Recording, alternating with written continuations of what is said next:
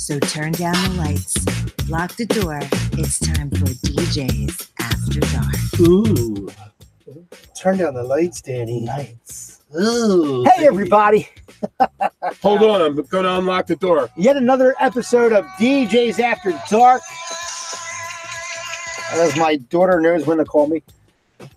Make sure you're hitting that subscribe button down below. You want to make sure you are sharing and you are subscribing. We got plenty of content on this channel.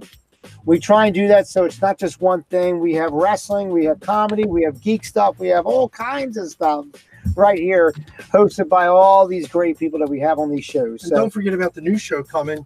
Dan being followed around with a camera all the time. What's that show like Ed? Prison Break? No, remember the movie Ed or something? They followed him around with The Walking Ed. No. The Walking Ed. The Walking Ed. That's Is that the great. Martin Short character? The Walking Ed is Ed. The Walking Ed is Ed Cafaro getting up in the morning and getting his coffee and going to the bathroom and stuff like that. Can you imagine? Easy. I know we're in the process of doing DJs in the afternoon. So, anyways, hit the subscribe channel, share it, and make sure you guys are, above all, everything else, enjoying it. Once again, I'm joined by my great friends. I have Dr. Rock Ray Thomas. Call me boss. I got Rob Cannon. Yo. I got Matt Sonner. Yo, what's up, guys? You're really fucking late to the game, dude. I got Eddie Curveball in the strike zone. What's going on? Look at that. Eddie's right on money. Boom. The Walking Ed. He's the Ed CC. Yes, the NCC. The Ed CC. Yeah. Today we got a very interesting topic today. Me and Rob were talking about this. We're going to talk about friends that we made in the industry, in the business. And we're not just talking about friends like, for example, other vendors or anything like that. We're talking about actually like patrons and customers who have either hired us or have seen us and sparked up a conversation. And before you know it, you have lifelong friends. And in other cases, what you might believe are lifelong friends and may not be. We're going to talk about all that today. It's a pretty interesting comment. I got a good way to start it, too. Good. Oh, very good. Let's start out with how we all met each other. Yes. And for example, I met Dan. I was DJing at Teen Club. Yeah. And Dan came up. And I happen to be a teen. Yeah. This was many years ago. Years ago. Weren't you like barely 13? I was about 13 years old. Rob had a sign that said, "I have candy for free." Yeah. Get in my And van. then lured me over. It was Spin the disco I'll ball. never forget. Stop, man. You're too The back of the van was open. He was playing his FM radio very loud on Eagle 106. And he Yeah. said, "I have free candy." And I said, "Oh, Anyway, do tell." I'm his diabetic reason for having diabetic. I think Too much Cadillac sugar. Jack, my friend, saved you out of that van, Dave. Anyway, and all kidding aside. Yeah, but yes. So I met Dan through DJing a teen club, and I went up and really I hit went it up. off. Yeah, I went up. Bullshit. I went up to recommend a song. Now, right, and we Or didn't request a song, become. I should say. Let me And clear Rob this up. plied We him didn't with liquor. become friends there, but Right. we became an acquaintance. And Dan used to go all the time. He used to come up and say hi. And that's the thing too. When you're doing a live event, a live gig, mainly like a public gig, like a bar or club or something like that, you will find you're going to have a lot of the same people that are coming in. So the likelihood that, and especially if you're doing good, if you're doing well at what you do as a DJ, people will come in and appreciate you, and they're going to go there and be happy to see you. Right. When people come in and they look over at you and they smile, "Hey, Dr. Rock." Because Hey, Rob's not Rock." here. Yeah, of course. That type of thing was one of those scenarios where it was like you added to their experience of the night. Yeah. Goes back to the last episode when we were talking about like how we set a goal for the evening and how we, as a DJ, we really made like the environment a certain way. This is the difference between a DJ and a jukebox, Right. as an example. And this was one of those scenarios where like, if you went out of your way to say hello to me, if you went out of your way to remember me, if you went out of your way to smile, because let's face it, in 2019, nobody wants to fucking smile anymore. And think You of know what that, I mean? because you and I really didn't see each other for years. For years after that. Yeah. And then, KP came about. No, not decades. Let's make and that then KP a few came about. years. Yeah. And basically, Dan and me became more friendly towards each other then. I tried to talk him into DJing because he was DJing. Tried to talk me into the van a bunch. Yeah, In the van He again. said I have updated the sign. Something about a birth control I have sponge. I have soda and candy. I'm offering more. And I have a also, Coca-Cola, I man. want to go around the room though, and then how I met Ray wasn't Yes. actually through DJing. Is actually Ray answered an ad. My wife actually answered an okay. ad. And the ad read, "I have candy in the back of my van. And Yeah. All ages welcome." Yeah. Rob was looking through for part-time DJs, and my wife said, "Hey, why don't you try this?" Because she had just started a new cleaning service business. So she said, I'm gonna call him. I think she'd actually called you or something, and then I knew She that was so sexy on the phone. I said, "How about you come in for the interview?" She said, Right. and that phone call went like she said, Yeah, hi, Rob. My name's Joanne.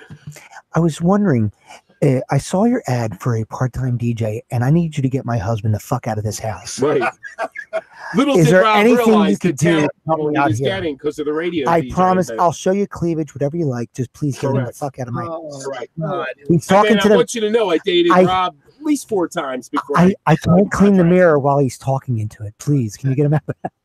I used to love it. I used to come over to your house and used to go, "You can't speak properly," because you would have all these geniuses around you. Al was a good guy, Right. but you Yeah, had you Al, spoke you'd have too low Gunny, on you'd the have some microphone. guy by the name of Mike going, "You need to project," and I'm going, "Christ, I was on freaking radio." Yeah, but on radio you don't talk. It is a as difference loud. because I was on radio too. And the thing is, in radio, you can develop your character.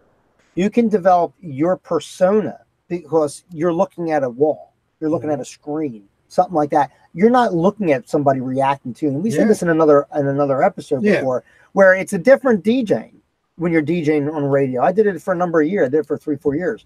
And it was one of those things where I developed my ability to speak on the mic out of my own character. Yeah. And I was able to develop. Now, granted, my personality, if you ask Rob, is Outgoing. at least, and I am not far from Crazy. what I'm like when I'm DJing. Yeah, Mhm. and it's really crazy. But it's one of those things where me and Rob always say this is an act. This is a character. You know, Danny J is a stage name. Danny J is a But character. you make your when I kids DJ. call you Daddy J. I right? do. Daddy J. The House of J is what they call it. And your wife says, "Daddy's home, Danny's home," or My whatever. wife actually, she always said, "I'll never call you Danny J ever." Right? And I said, "You will. 20-some years later, I'm with her." Right? So we're on Now she Facebook, and calls you everybody's sir. sick. She goes, "A sickness has hit the House of J." I said, "See, you did it." You But did she it. didn't say Danny J. No, but she said the House of All J, right. so that's close enough. Anyway, so Ray and me became friends Right? through We have. DJing and basically stayed friends. Even when Ray retired, basically we still kept in touch. Not Yeah, as much, right. but we still talked. Right. Which also we'll talk about that too. How like we made friends through DJing and lost friends through people getting married and then their wives don't like the other person or whatever. I know a lot And of get friends. more money and go to another Yeah, DJ yeah. company, so we Yeah, lost yeah. them. Yeah, no, that Right. never happened. But anyway, never. and as far as Ed is a very interesting person to bring into this because Ed and me, we basically briefly met through a bunch of friends through like the Scones's boys. I'm saying Right. in a cover-up way. Skate Odyssey is where we really met. Right. And then Ed used to go, he used to come up and say hi to me once in a while, but we never really, he was more, I guess, a fan more at the beginning, right? At the beginning. Yeah. And Groupie, It was interesting to me. Right. Hot dogs in the van. Right. Kind And of shit. then Ed would show up to the booth, for a request and be like, "Yes, so anyway, Ed, if you remember Ed, You know what, Dan? You Ed know what, Dan? Eddie, listen up. This is about you because I want you to talk. it's all about you. Eddie, just It's all listen. about you, Ed." So Eddie and me became, I'm sorry. Dan distracted me here, as always. yeah, don't go too far to your left. You're cutting your face off. Got your Sorry. another dimension. You're in another planet. Look, I even got that logo up there. You like that? Astrological Ed. Yeah, but anyway, Eddie Go ahead, Robbie. I'm sorry. Go ahead. and Eddie became closer friends as Eddie went to Mardi Gras all the time. Used to come there a lot when I was DJing. Now, Ed, let me ask you this though: is it safe to say before you met Rob, that you were interested in the DJ Yes. lifestyle before you met him? Yes, yeah, you know what I really got into it was even actually before that, before Skate Odyssey. But yeah, definitely. Then when I seen Rob play, I was like, okay. And there were a bunch of other guys that I don't want to mention in different areas that were, that kind of just drew me in. Was it a scenario where meeting Rob and getting that personal contact, as an example, gave you the opportunity or the open door to say, listen, yeah, I want to pursue this more now? Because, there's things you want to do in life. And you say, if I only had the opportunity, right? And then you don't do anything because you don't have the opportunity or you don't know people that are willing to help you or whatever. And then you finally get that one thing and it's like, boom. Yeah. Now it's all falling together. Well, You look beyond the restraining order. Ed used to hang out a lot with radio DJs. Yeah. And through hanging out with them, he got a lot of, what's the word I want to use? Experience? Or no, not that. More like a lot of free stuff. Like Ed was getting free drinks after a while. He was getting free tickets to concerts. 42-hour DJ fridge. VIP, bro. I mean, it was. Who still has 50 frisbees in their closet? And he also talks a lot still to some of these guys, and he has, I would say, a guy with a lot of connections still to this day. Yeah. And me and Ed became good friends, and we still remain good friends. 40 years right now. 40 years is it, Rob? I'm only 35. How could that be possible? If you're 35, if you're 35, man, you hit the fucking wall very, very hard. Right. I was drinking a lot. And you guys remain friends as long as you. It ain't the years; it's the mileage. Yeah. Anyway, so all kidding aside, yes, me and Ed knew each other for a long time. So moving on to Matt, real quick. Matt, I met you through me. Yep, through Danny, going to KP Corral. KP Corral. Yeah. And then Matt and me became friends also. Although, Matt, since you moved, I lost your phone number, and not on purpose. I just really can't find your phone number. So somehow, well, probably ain't the same phone number anyway. I don't know. Yeah, because he's got a South Carolina phone number now. Yeah. Or that I don't have. Maybe somebody accidentally took it out on purpose. To me one day.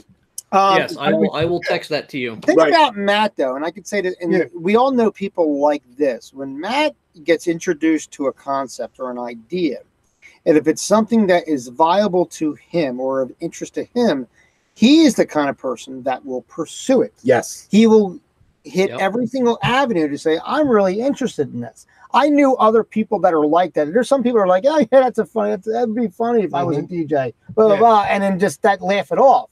Right. And then whatever. But Matt is the kind of person that would be like, really, you think I could be a DJ? Well, what should I look at? What should I do? And do research. And Matt was the kind of person that would find out what would I want to be if I did this, and put a commitment level to it, which is rare in a lot of people, but that's what you look for in a DJ. Yeah. Keep that in mind. I mean, I did college radio, like Dan, you said you did high school radio. I did college radio, but we know radio is a much different beast. Different animal. Than doing parties, weddings, bars. Because like you said, we can develop a persona.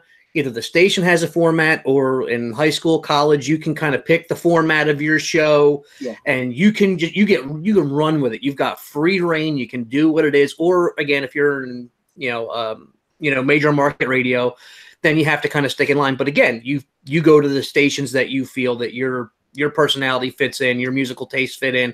Yeah. But once I met Rob and I started thinking about it, and I said, this would be a great way to make some extra money. I've got a little bit of experience. And thankfully, a lot of my training as a DJ, didn't come from, how do you, the technical side.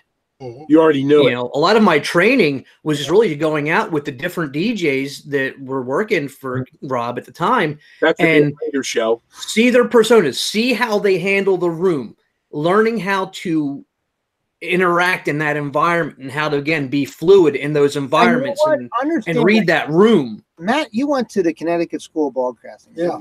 Yes, right? I did. Now, they do not teach you what it takes to be a live DJ. No, they did not. No. I mean, understand that. You learn the concepts of broadcasting. You learn the concepts of how put a show together, producing a show. Yeah. But that's a show in a studio. Yeah. You know what I mean? Yeah. There is nothing to prepare you for a live audience other than doing a live audience show. Right. There really isn't. And, and if I can interject here real quick, yeah, actually knowing a lot of radio DJ guys doing live appearances and stuff like that, just like you said, their background, and also Matt said, their background prepared them to stand in front of 1,000 people rather than sit into a little 2x4 booth and actually get that crowd crazy motivated just by their appearance being there and building the energy. Hold on. Let me just say something to what Ed said. When I was doing Mardi Gras back in the day, we used to get DJs from 98. It was Hot Hits 98. Yeah. Now, the first time one of the DJs, I don't want to say his name because that would be mean. He was a great DJ on the radio, but he was afraid to get on the microphone at first. And he's like, I don't know what to say. Give me the initials of that. Give me the initials of that person. It starts with G. I thought it was M. I thought it was Motor. No. Are you talking about? Yes. Oh, really? Yeah, he was very afraid. So I said, well, go have a couple drinks. Right. So he got fucking fucked up. I mean, he got up in the van. Yeah, so he got pretty drunk. Couple turned into 50. And we ended up in the van with a couple girls. But 90-degree angle to the left. Seriously. And he's like, hi, I'm Sandra. Like, I need an adult. He really was afraid. Call my parents. He had Call my parents. I haven't seen him since 1977. So when I told him, when he first made his first announcement, he was very scared. And when he finally did, I said, just talk a little louder than And here's somebody he's talking about, because I know exactly who he's talking about, who I don't. Radio. I need to know the initials. Do I know this person? Yes, you do. Yeah, we all do. All right. We all do, and we'll tell you off the air. Okay. But here's somebody, when we say this, you'll be like, really? Because, and that's why I just said to Rob, because this is somebody that on the air is really good. Was unbelievable. But he also has a program director going, go. Yeah. Go. Well, and that's what it comes down to. I mean, doing this show, you think we just sit around and talk. There's a lot of production that goes into this show that we're doing here on YouTube. All right. I got somebody under my desk. You got to understand, if we come across as if we're just doing this, then God bless us, and I applaud each other. A lot of it is because we are. This is the easiest part we can do is talk. Yeah, there's a ton of stuff that I don't really like to talk, but we're a ton of stuff that we do prior to the show going on the air. That you're like, oh wow, you go through all that just to do. And understand, folks, we don't get paid for this. No, this is not a paid and the show. pizzas aren't free. No, although that being said, anybody who would ever like to sponsor this show and start paying us some serious money, absolutely, we're open. We'll mention you, sure. And you know what? Comment below, and we'll tell you where to send the check. I'm having my agent talk to Rob next week. Now we get together, and we're all very close friends, and which is really nice. And this is an opportunity for us to get together and BS. And who doesn't like to talk shop? Yeah, when you're in the same. The funny I'm thing is, shy. And I've said this many times. I used to go. Visit fucking guy until the crack gets in the system, and then he's flying around. But I used to go. I used to visit Rob to deliver money, at the end of the night or whatever. At an after hours gig, and the after hours gig, how about it was like all DJs, because we all got off around the same time. So it was like a DJ version of a USO. Yeah. Everybody was a DJ except for like 12 people in the club, and it was like you all just talked shop. Right. You know what I mean? And it was it's a cool thing because we all do the same thing. We're all entertaining, and understand that we get spent doing what we do. Sure you do. So when we meet a friend, getting back to the subject matter of the show, because I think we got off it way much. We definitely got turned off. That was like a hard left. Far, man. I was trying to keep us on track. We made that. Ever get off topic? We made that left. No, we made that left at Albuquerque, and then just kept going. Funny. Right. But no, but understanding that when we would make these friends, and it goes back to, like you said, people like Ed and myself going to places all the time. It starts with that. Like you are creating. Now, granted, if we did not do this well, we would not make these friends. Right. All right. I understand that, because we would be driving people out of the clubs, out of the bars, etc. We made these friends initially. And it's funny because, like, especially like I have a lot of girlfriends. I have a lot of girlfriends. Who's your wife now? Yeah, Dude, does she now? She fucking hates it. But I have a lot of girlfriends, and especially since most of them are his ex-girlfriends. And the age groups are from like the 20s on up. Nice. Yeah. And what happens is, what freaking fantasy scene? Some friends will sit there and say, it's funny how like our friendship has evolved. Right. Because initially when they come up and they're requesting a song through DJing, yeah. Where like they're getting all like sexy and stuff like that because they want to request a song. Oh yeah. So you flirt back. Yeah. It always starts with flirting. Mm-hmm. And then after the flirting is done, then it's touching in a restraining order. Yeah, then it's like that's somebody else's hand, Or here, give me my card. It's Rob Cannon. Rob Cannon. Yeah. But then it's a scenario where now when you come over, I'm not flirting with you as much. You're a friend, and I'm talking to you. Right. And then after a number of years after that, now I'm just talking. I'm barely even flirting with you. And I say, do me a favor, hold off for a second, and I got to flirt with this one. Right. You know what I mean? Like it's evolved beyond that scenario. And I've had friends say, it's so funny. Well, were these in-house club friends like where you only saw them at the bar, club or the bar? Yeah. Right. And then not outside. And not outside really. And you get their phone number eventually. Yeah. Because you start talking so much. But then it becomes a business issue. Like it's not just a friendship thing. It's like, hey, I know so and so who knows so and so. Well, you know what though? After a while, after you get past the flirting and after you get past the stages of, well, no, Dan's just really cool to talk to or whatever the case is, and then you say, hey, can I get your number so we can tell? I'll text you this or that. Yeah. It's always something, not to talk, but it's always like, oh, let me send you this real quick. You'll find this funny. What's your number? Right. That's how it usually happens. Yeah. And then before you know it, you're texting back and forth. And I've had. It was funny. The story you tell your wife? It's just no, she's there for all of it, right? She's like, because I took off one night from the bar that you and I DJ'd at. Skippers. Yeah. And I was I'm way out in like near Lancaster. I'm in a wrestling show with my family, right? And a couple girls, Bumblefrick. start texting me, where are you at? Are you DJing tonight? And I say no, because we had a certain someone that's very close to the company DJing who is nowhere near as good. And I'm not saying that to be like egotistical. She's just nowhere near music wise. She's not as good for that age group. And I'm like, well, no, I'm off tonight. I'm with the fam. We're watching wrestling, whatever. Oh my God, the person you have in here is horrible. They're playing this, they're playing that. Yeah, they're doing this, they're doing that. And I'm like, oh my God. I said, well, I can't really deal with it. The bird is the word. Hey. Like I said, play a little bit of oldies. Now, when I say oldies, play some Temptations, play some stuff people know. The same crap over and She's playing over. The bird is the word. I said nobody plays it. Bird. I said Bird is the word. But it was. They don't even play that in a luau anymore. No. These people are contacting me because their night is now quote unquote ruined. Yeah. Because of this type of scenario. Mm-hmm. So it's a plus and a minus. It's a plus and a minus. Now, Rob's mentor, George Anthony, right? And he was what, Oldies 98? No, I forget. I think he was. I thought he was Oldies 98. I think he was. I think it was. I think WFIL or W. Was it? It could have been the old WFIL. Yeah, I think that sounds more like it. George said to me, I said, because I got pissed off. I said, you know what? Not for nothing. I said, I say I'm going to go here. I say I'm going to go there.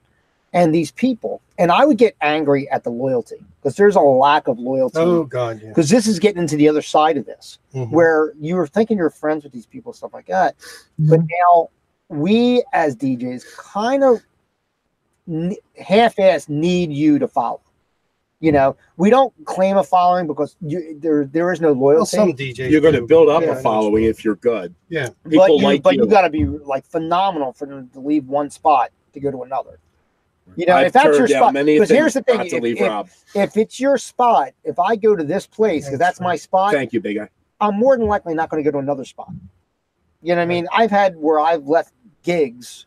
And they're like, oh, well, all right, cool. It was really nice knowing you. You know what I mean? Like back in the day, but I'll be right down the street playing, and they won't go. No, I got mad. Because again, in our situation, it's not just about the DJ; it's about the bar. So if you're playing in a bar that they don't like, that they haven't had a good time in, Right. Well, Dan's great. I'm going to hear great music, but the bartenders suck, or this, the food sucks, the drinks are overpriced. So they're going to stay in their spot. Right. My relationship with Dan is not that close. Yeah. That I need to go. Yeah. And I would get angry. Like I'd be like, not for nothing. These people will make up shit that they're stuck here, they're stuck there, and then they're at another bar. Yeah. Right. And I would get angry. And George Anthony said to me, he said, Dan, let me tell you something. That is the difference between a friend and a fan. And he said a fan will do what's best for them, not what's best for you. You need tissues in here. And he said, just to cry, because that was poignant. Wasn't that beautiful? It was gorgeous. You know, the hair on my arms just stood up. You know what I mean? It was my delivery in George's words. No, but it was. But he was right in the sense that, like, sometimes that friendship only goes to those doors and doesn't go beyond those doors. You know what I mean? Because once again, at the end of the day, you're not really a friend. You add to the atmosphere that makes me feel good on Friday night. Correct. Right. You know what I mean? But you personally, Rob, do not add to my life. You add to my Friday night. And that is the difference. And that's the big difference. And see, I think that was a difference in me. I wanted to add to their light. In other words, I wanted people to see me like you were saying about hanging out. And I think I can say this. When I was done a show and we would go to a place called the Columbus Club, we can say that. Right? Yeah. And all the other all the other bar owners would be there. You used to be able to where like a Gary's Den, because I can say that he's a friend of mine, right? You could go to a CJ's, or you could go to a Fireside, and that manager would say, "Hey, will you play for me next week?" And there was none of that, like, that tension. Our job is networking, right? I mean, and you would like to play for other places because you would like to bring and add to their atmosphere and add to the friendship. And but it adds to your resume, though, too. Sure, it does. I mean, at the end of the day. But you didn't look at it as a resume. You looked at it like I became a friend of that owner and I became a friend. Right. So when they saw you out in the supermarket, that wasn't like, that was my DJ. That's Dr. Rock and Mrs. Rock. And right. You understand what I'm saying? So you wanted it to become a friend kind of a thing. And I think that's what's missing nowadays. Let me ask, I'm going to go around the room real quick and ask Ray real quick. How did you meet Dan? Through we actually a legal issue, R5. wasn't it? No, legal issue. No, it wasn't. I think we were actually on the R5 together. That's how you we were on the train together. We were on the train together. You heard him talking about something. Right? Yeah, I heard him talk, and he's the loudest guy in the fucking car. And then somebody said, "Who's your obnoxious ass friend next to me?" And I'm like, "All right." And then I had him removed from the car twice. You know what it was? I saw him on the train because we rode the R5 home. R3. Or the R3 home, right. And then you turned up at that bar. Yeah. Skippies? Yeah. All right. Via Rob. And I said, "Oh, I know that guy. Yeah. He's the guy that talks a lot on the train." like your dude, like the dude from the wrestling show, Charles. Yes. I think knows Ray through the train ride also. Yeah. Correct. But anyway, he doesn't know him personally. So or sometimes through my son's band, time to get a free plug. Split decision. You two met through me, I guess. Yes. Okay. How did you meet Ed? I met Ed through you. Yes. How did you meet Matt? Matt through you. Okay. And no, when Matt was a trainee here, I got to meet Matt. Yeah, I remember one of the training shows I went out on. Rob's like, "Hey, go with Ray. See what he does." Another topic will be all the ones that Rob hired over the years that were going to be superstars that are now working at like a Sonic or something. Okay, hold on, Dan, real quick. How did you meet Matt? I met Matt through Circuit City. Oh, right. You worked together, and then we worked together, and that's another subject. That's right. Working people, together, you became friends. And you know what the thing is too. The thing is with that is that, which is interesting, is that we had a lot in common, and what do you do? As far as working's concerned, Matt likes candy DJs. Yeah, he does. Everybody likes candy. He likes those Werther's Originals. Yeah. He likes them older women.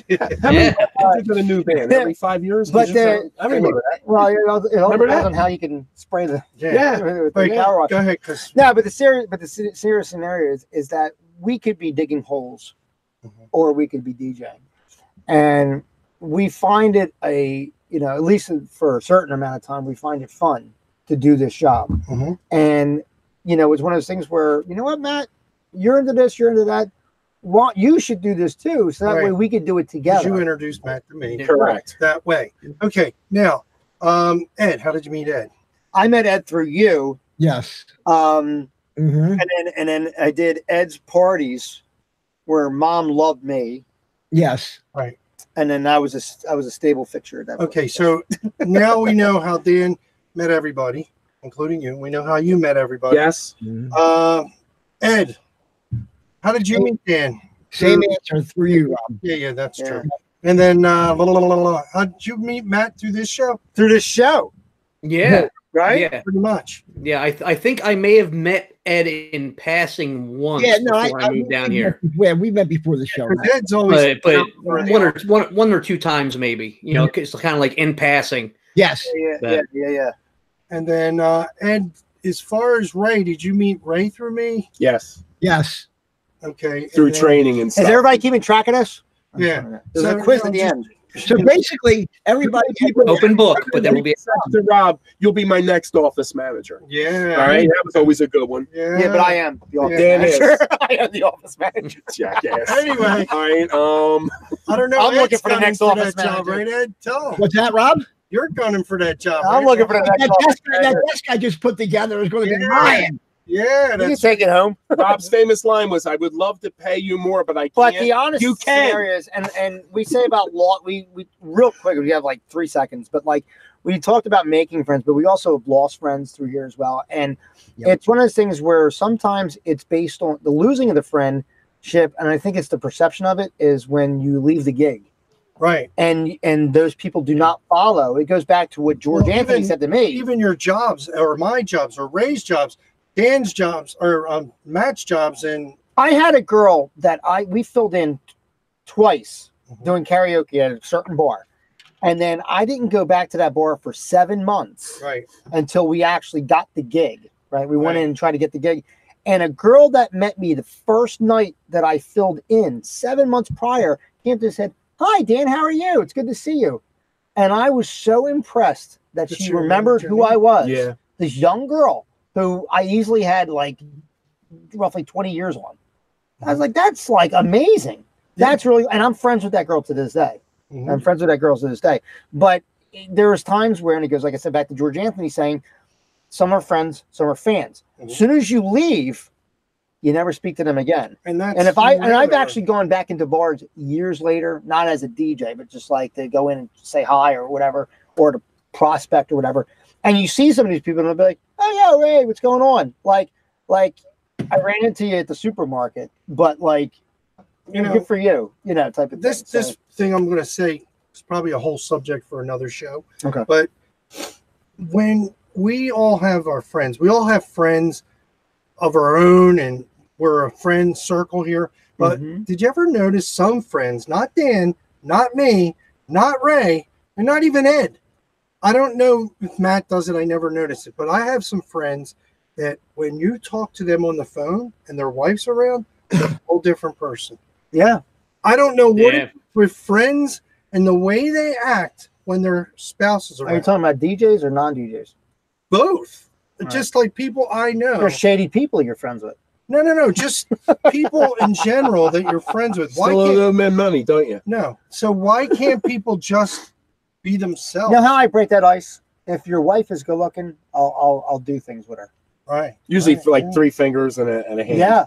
I know. I break that ice Oh like my that. God. That girl's completely, she's just like this. Right. She ain't worried about what you're fucking saying to me. But you got what I'm saying, right? Like Is that Dan? Tell him I said Yeah, hi. yeah, When is he yeah. coming back over? Never put panties Honey, in a- how in a- come in a whenever drink. Dan calls, you take your panties off? I don't understand what Right. that's about. He's asking you about going to the groceries. Hold on for a minute, babe. Wait. Honey, you gotta get changed again? but anyway, Why Dan buy you Sound that? of wet panties hitting a tile floor. no, Matt, real quick, I just want to ask you, do you feel like when your friend's on the phone with you, whether it's Dan or another friend, and Stephanie's right next to you, do you act the same as you would, or do you I think he sort does. of tone Yeah. it down? Yeah, I You do. know, I could say that because being personal friends with Matt for as long as I'm with my wife. Does he talk like Cartman? Matt, yeah. All right, cool. Matt Hi, is not shady. No. Matt is a very straight arrow. He is a straight arrow. Whether he likes that reputation or not. Matt is very straight arrow. Yeah. So he really has nothing to hide. He is not a politician in any way whatsoever. Right. Me, on the other hand, I gotta fucking go in the other room. Yeah. Sometimes I really do. I ain't gonna Well, when lie. we start joking around about sex stuff, I don't want to do that right directly in front of my wife. You know, if I do it in front of your wife, I just stare right in the face. Right. Danny usually has Putin on the I'm other like, you know what, Rob, whatever. And then I'll turn to Lisa. I'll be like, Lisa, this is what I want to do to you. Right. Oh, Rob just did. Rob. It took him 3 minutes. Can you get longer? Rob, I understand you got this kid over here. Can you ask him to leave? I got to stare at you for a minute. Rob did his major move. Are you done having fun? Minutes. Are you done having fun? Because, I got shopping to do. Are you Rob did it while he was in aisle 5 and nobody noticed. Lisa hates when I do Lisa. Hates when I do Lisa. Can I tell you? Nope, but anyway, she's calling She's calling right now. She's probably sold it. We have a legal document. I'm glad I made the friends that I made, and you know what? In some cases, someone could be alone in a crowded room. Yeah, that's unfortunate, and it is the truth. And even for some of us and stuff like that, it's whatever's personal is personal. But I'm glad I made the friends that I made, and I'm glad I made my contacts that I've made, and I wouldn't trade them for the world. So once again, I thank all of you guys here on the show. I thank everybody who supports the show and watches it out there in YouTube. We'd like you more if you spread the word. Yeah, we'd like you more if you subscribe. And I'll say this too, regarding some of the people that I've met through DJing, whether it be other DJs or and I won't call them friends because again they're more fans or acquaintances, the regulars at some of the bars you did. Some of the funniest stories I still tell to this day involve those people. I have those stories because of them. It's the truth. It's true. All the crazy stories and everything that has happened in 26 years, man, you can write a book about it, and I guarantee it would be a bestseller. And it's a funny story. It's a great story. This one bar I was at, and you gotta understand, we said this many times, that we see everything. I've seen relationships start, flourish, and end. All in the same career. Because Danny's ended. This is another subject for a show. All the weddings we did, and then you see them later and they're divorced. And they're divorced. They're watching the wedding video because you sucked. you ruined my marriage. I should have told you that she wasn't good because I was banging her when you were getting good. All right. Anyway. So with banging on our minds. Yeah. That's another show too. Rob, I know you're talking about banging and stuff, but I have shopping to do. Can you done this? Here's the extra virgin olive oil. Anyway, great show. For Rob Cannon, for Greg Thomas. I don't know Sarah Huckabee. For Anthony Stan, for Matt Sunder. My name is Danny J. Until next time, we will see you after dark. After dark. I'm even playing. What the hell is going on? We're not getting out of here yet. There we go. Looks like the sun's coming up. Was that as good for you as it was for me? Join us next time for DJ's After Dark.